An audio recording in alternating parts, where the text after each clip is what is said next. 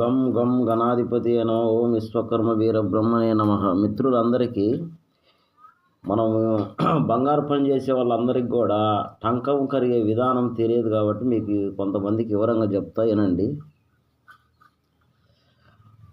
మనము ఎండి టంకము ఎలా తయారు చేయాలన్నది, వస్తువులు మనము అతుక్కోవటానికి కానీ లేకుంటే దేనికైనా సరే టంకం ఎలా తయారు చేయాలి అనే దాని గురించి చెప్తా వినండి. టంకం అనేది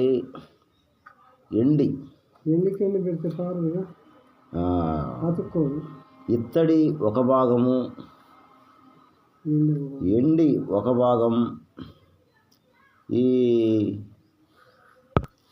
ఈ రెండు కలిపి కరిగించుకుంటే మీకు ఎండి టంకం అయింది. ఈ టంకాన్ని తీసుకొని మీరు వస్తువులను ఉపయోగించుకోవచ్చు. అలాగే బంగారము టంకం కూడా చెప్తా వినండి.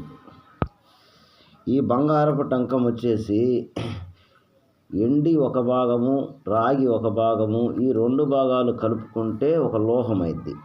ఈ లోహానికి సమతూకంగా బంగారం కలుపుకోండి, అప్పుడు బంగారం టంకం ఏర్పడుద్ది.